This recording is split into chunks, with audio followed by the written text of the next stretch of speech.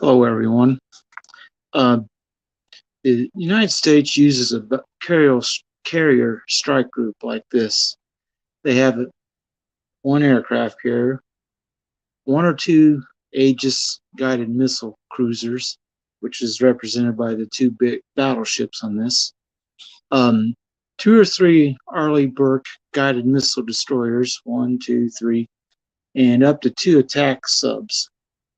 Now, currently, the USSS Ford, Gerald R. Ford, the ship itself costs the United States somewhere around $14 billion. It's a lot of money, and they are currently working on finishing up the JFK, fitting it out. And at least three others have been ordered. The Enterprise, and I can't remember the name of the next one. But maybe it's Doris Miller. But anyway, going forward, the United States is currently sold for scrap the Enterprise, the original CV-65, the JFK CV-67, and the Kitty Hawk 63, which, as far as I know, none of these have been broke up yet. Now, this is my idea. If it's possible, and I don't know that it would be, but we take the Enterprise, the JFK, and the Kitty Hawk, or if the Enterprise is too much trouble to do this with, just the JFK and the Kitty Hawk, and retrofit them. The whole idea would be, as long as the ship frame and hull and everything could last 15 years maybe, you do that. And so what we'll end up having is an aircraft carrier.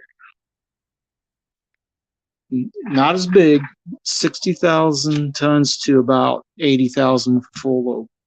The Ford can go over 100,000 tons with a full load. Now, you have the JFK, you put on it 24 F-18 Super Hornets, and you put 24 F-35 vertical takeoff, and you put on most of the helicopters that the current carriers carry, which is almost 19. You put at least 10 helicopters on it. You also take another guided missile cruiser and two more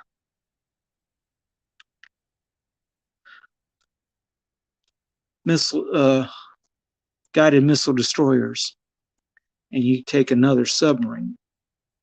Now, these strike groups usually have at least one combined ammo oiler supply ship, so you'd have one with this group too. Now, what you do with this is you take the Ford, or if it's one of the Nimitz class, you take that battle group and you supplement it with the assist support carrier, which gives you, the original, the main one has 40 to 48 F-18 attack Hornets on it. So you're giving it, the strike force, another 24 F-18s, and you're also giving it at least 24 F-35s, vertical takeoff stealth fighters. Plus, I envision putting, where you're not using quite as much jets as and stuff that they used to have, you put in at least a bunch of drones and several Tomahawk missile batteries on this secondary support, plus some surface-to-air and anti-missile stuff on it. Plus the fact you're already adding a lot of that kind of stuff with the destroyer and the two destroyers and the cruiser. You spread these out and you put them in the forward area where there's a lot of trouble and we want to force project.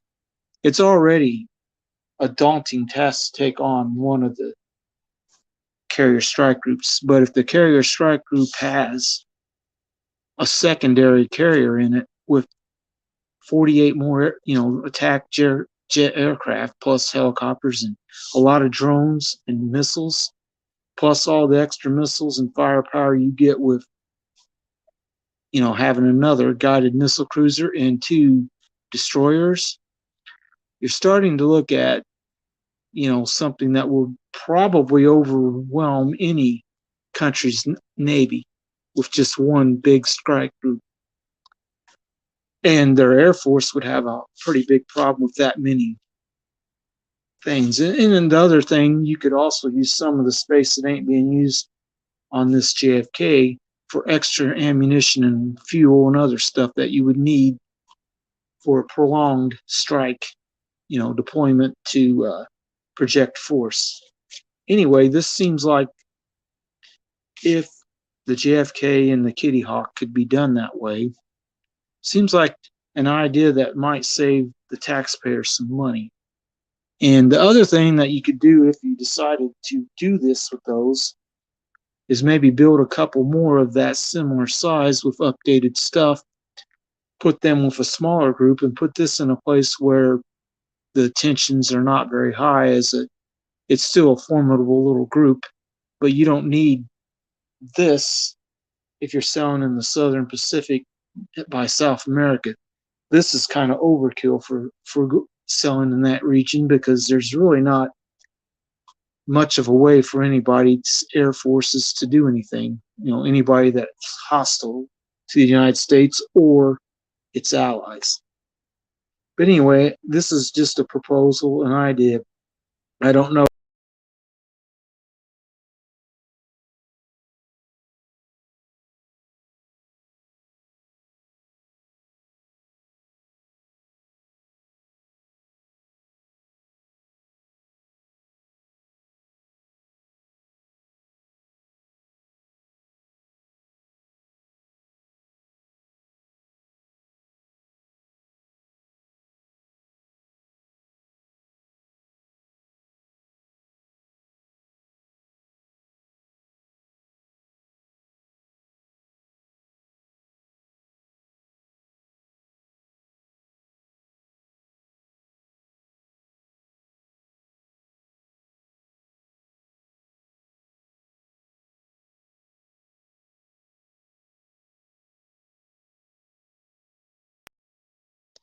All right, hit the wrong button again.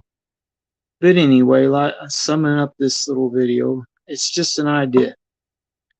The cost to retrofit the JFK or Kitty Hawk and make them seaworthy for another 10 years might be a couple billion.